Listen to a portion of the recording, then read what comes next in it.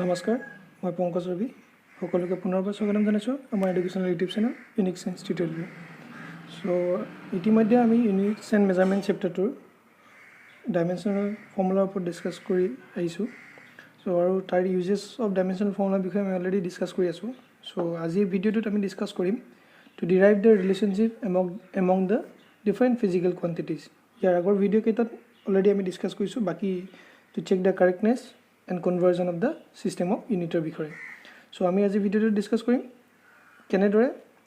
যেনেকৈ আমি এটা এক্সাম্পল লৈছোঁ f = ma এই এক্সপ্ৰেছনটো ডাইমেনশ্যনেল ফৰ্মুলা হয় কিদৰে ডিৰাইভ কৰিব পাৰি so যিসকলে আমাৰ আগৰ ভিডিও কেইটা চোৱা নাই মই এই ভিডিওটোৰ ডেসক্ৰিপচনত আগৰ ভিডিও লিংক কেইটা দি থৈছোঁ so কাইণ্ডলি তেওঁলোকে কেইটা চাব আৰু যদি এই ভিডিওটো আৰম্ভণি কৰা আগতে এটা কথা ৰিকুৱেষ্ট কৰোঁ তোমালোকে পাৰিলে কলম আৰু পেপাৰ লৈ পিনে যদি মোৰ লগত চাই যোৱা তেতিয়া অবভিয়াছলি এটো তোমালোকে ফিউচাৰলৈকে মনত থাকিব আৰু এটো এক্সামৰ কাৰণে দৰকাৰী হয় ঠিক আছে সো আমি আজি স্টাৰ্ট কৰো derivation that is derive the relations among different physical quantities so আমি এটা কোয়ান্টিটিজ লৈছো দ্যাট ইজ f = ma তাক কিদৰে ডিৰাইভ কৰিম চাবা এতিয়া সো সিম্পলি ইয়াক ডিৰাইভ কৰিবলৈ যাওঁতে কি হৈছে দ্য এপ্লাইড ফোৰ্স এটো ফোৰ্স মাস আৰু এক্সেলাৰেশন হয়নে the applied force of a body depend on its mass and acceleration এই ফোৰ্সটো কি আছে মাস আৰু এক্সেলাৰেশনৰ ওপৰত ডিপেন্ড কৰে কিদৰে ডিপেন্ড কৰে f is proportional to m to the power x and again f is proportional to a to the power suppose y x y দুটা বেলেগ বেলেগ ভেৰিয়েবল আমি কনসিডাৰ কৰিছো ঠিক আছে সো এই দুটাক যদি কম্বাইন কৰি একেলগে লিখো আমি কি হ'ব simply f is equal to কি হ'ব m proportional equal to কি হ'ব m to the power x আৰু a to the power y যদি হে proportionality এটা কনস্ট্যান্ট ইউজ কৰো সাপোজ মই কি কৈছো k that is কি হ'ব k m to the power x a to the power y suppose এই ইকুয়েশনটা আমি কি দিছো ইকুয়েশন 1 একদম স্টেপ বাই স্টেপ চাবা হ্যাঁ এটা কি কৰিব লাগে আমি using dimensional formula in the both side এতিয়া আমি কি কৰিম দুইটা ফালে ডাইমেনশনাল ফৰ্মুলা ইউজ কৰিম এটা যদি ফোৰ্সৰ ডাইমেনশন চাও ফোৰ্সৰ ডাইমেনশন আমি কি হ'ব ইকুয়েশন 1 টো কাৰণে দে ফোৰ্সৰ ডাইমেনশন কি হ'ব বহুত বাৰ কৰিছো kg metre per second square is m1 l1 t^-2 next right সাইডে k টো কনস্ট্যান্ট কনস্ট্যান্টটো কোনো কথা নাই চাবলে সো আমি কি পাইছো k এতিয়া সোৱা m এই m টো মানে কি স্মল মাস কি আছে m to the power x next কি আছে a acceleration কি আছে metre per second square power কি y একেলে এতিয়া যদি কম্বাইন কৰি লিও কি হ'ব m to the power x l to the power কি y আৰু t to the power কি হ'ব minus twice y ঠিক আছে এতিয়া কি কৰছো স্টেপ বাই স্টেপ চাবা ইকুৱেটিং the dimensions কোনটো আছে এই পাৱাৰ কিটা mlt পাৱাৰ কিটা that is x y z আৰু ইয়াৰ পাৱাৰ কি 1 1 minus 2 এনে কি দুইটা সাইডে ইকুৱেট কৰিম so equating the dimensions in the both side কি হ'ব তেলে m পাৱাৰ ইফালে কি 1 ইফালে কি x so কি পাম x is equal to 1 y is equal to 1 আৰু ইফালে কি minus twice y is equal to কি minus 2 আৰু এপা যদি মাইনাস মাইনাস কেনসেল হৈ যায় কি লিখিব পাৰিম y is equal to 1 মানে ঠিক আছে so from equation 1 যদি চাও কি হ'ব তেলে এফালে তো f আছিল f is equal to কি হ'ব k m to the power x আছিল m to the power x মানে m to the power কিমান 1 a to the power কি y মানে কি 1 so finally আমি কি পালো k to constant হয় হয় না so k to constant experimentally হে k value কি হৈছে আমি f is equal to মল যত নেকি কি হৈছে since k is equal to 1 that is কি experimentally হা so final expression to আমি কি পালো f is equal to ma এই প্ৰসিডিউৰটো আমি কি কৈছো ডাইমেনশনাল ফৰ্মুলা ইউজ কৰি পিনে আমি এই ফোৰ্সৰ এক্সপ্ৰেছনটো ডিৰাইভ কৰিছো ঠিক আছে so step by step চাবা হেকানে কৈছে to derive the relation among the physical quantities আমি কি হ'ব মাস লৈছো এক্সেলাৰেশন লৈছো হয়নে না physical quantities to derive the formula for the force that is f is equal to কি ma তেনেদৰে আৰু এটা যদি আমি এক্সাম্পল কনসিডাৰ কৰো that is কি time period t is equal to twice by under root of L by G. Pendulum এটা consider কৰিছো ঠিক আছে এই হ্যাং হৈ আছে এটা পেন্ডুলাম যাৰ নেকি মাস কি m acceleration due to কি তলফালে টানি দিয়াৰ কাৰণে acceleration due to কি মিটি g length of the thread L E displace হৈছে certain angle of what theta. এটা এই ক্ষেত্ৰত কি হয় consider time period of a simple pendulum depends on its what mass to উপৰত ডিপেন্ড কৰিব acceleration due to gravity উপৰত depend কৰিব and length of the string উপৰত ডিপেন্ড কৰিব আৰু যিমানটো এই নিজৰ পজিশনৰ পৰা ডিসপ্লেস হৈছে হে এংগলটোৰ ওপৰত ডিপেন্ড কৰিব গোটেইকেইটাক যদি আমি চাওঁ কি হ'ব কি ক'ব বিচাৰিছে যে যোনটো time period is proportional to কি ইজিকে চাব হা time period is proportional to m to the power a again is proportional to acceleration due to g to the power b again is proportional to length of the thread there is string L to the power c and angle this is the displace angle 30 this key t is proportional to theta to the power t আমি ইয়াত চাৰিটা quantity পাইছো হয়নে চাবা তাক যদি আমি একেলগে লিখো কি হ'ব is proportional to m to the power a g to the power b L to the power c theta to the power t আৰু যদি মই এটা ইকুৱেল কৰি কনস্ট্যান্ট লিখো k কি হ'ব k m to the power a g to the power b L to the power c theta to the power d এটো suppose equation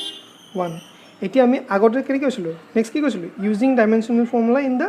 both side যদি ডাইমেনশনাল ফৰ্মুলা ইউজ কৰো কি হ'ব ইয়াৰ যদি ডাইমেনশনাল ফৰ্মুলা চাওঁ time পিৰিয়ডে কি হ'ব t1 m কি 0 l 0 t কি 1 ঠিক আছে k কনস্ট্যান্ট এনেকৈ থাকিব m ৰ মাছৰ কি m1 পাৱাৰ কি a acceleration due to gravity that is কি meter per second square মানে কি পাৱাৰ b length l থাকিব c angle theta ইয়া কি আছে theta dimension নাই গতিকে এটো কি হ'ব mlt গতিকে পাও কি হ'ব 0 গতিকে লিখা নিলিখা কেটা কথা যদি এবাৰলৈ লিখি দিছো m0 l0 t0 পাৱাৰ কি b হয়নে নেক্সট কি থাকিলে k m to the power a ইয়াত m আছে নেকি নাই এটো কি আলটিমেটলি কি 0 গতিকে মই লিখো নিলিখো কেটা কথা ঠিক আছে l to the power কি b এটো কি l to the power b plus ইয়াত c গতিকে b plus c ইয়াত আছে নেকি 0 so b plus c হৈ গল next t to the power কি minus twice b ইয়াত আছে নেকি নাই so ফাইনাল এক্সপ্ৰেছন কিমান a2 হয়নে so আমি কি পলিটিলে dimensional formula in terms of লিখা হমতে কি বলে k m to the power a l to the power b plus c t to the power এতিয়া আমি কি কৰো equating dimensions on the both side আমি দুইটা সাইডে ডাইমেনশনস বু ইকুৱেট কৰো ইয়াৰ m পাৱাৰ কি a ইয়াত কি আছিল m0 l0 আৰু কি t1 হা কনফিউজন নহবা মই আকৌ লাগিলে ইয়াত লিখি দিছো এটা স্টেপ এটো কি হয় m0 l0 t1 এটা যদি ইকুৱেট কৰো কি হ'ব a পাৱাৰ কি হ'ব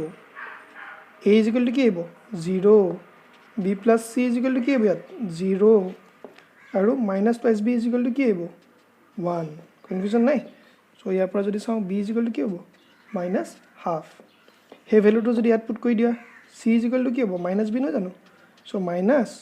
into কি minus half so final expression become কি half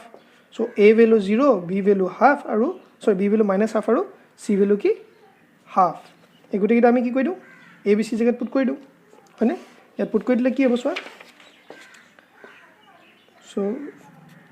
t is equal to কি হ'ব k to the power m to the power কি 0 ইয়াত পুট কৰিছো m to the power 0 b value to আমি কি পাম minus half আৰু c value কি পাম থিটা টো কোঠাই নাই so m to the power 0 g to the power minus half আৰু কি l to the power half তাকে যদি ইন টাৰ্মস অফ লিখো or কি লিখিব পাৰো t is equal to k under root of l by g এই যোন l by g পাইছো আৰু এই k ভ্যালুটো ইয়াত ক্ষেত্ৰত কি হয় টুৱাইস পাই হয় দুজন এটা experimentally value to calculate হৈছে twice by under root of l by g so expression to time period of a simple pendulum একেদৰে আৰু এটা এক্সাম্পল জাস্ট আমি ডিসকাস কৰি যাও অলৰেডি মই লিখি লৈছো বুজি পাইছা চাগে ঠিক আছে so time period a planet revolve around the sun তেতিয়া আমি যদি time period to calculate কৰো কি হয় t2 কি লৈছো time period s is r radius of the orbit m is the mass of the sun gravitational constant g t is proportional to r কি বুলিব লাগে ঠিক আছে so t is proportional to কি radius of কি হ'ব depend কৰে radius of the orbit mass of the sun and gravitational constant ওপৰত গুটেইটা কম্বাইন কৰিলে কি r to the power a m to the power b g to the power c constant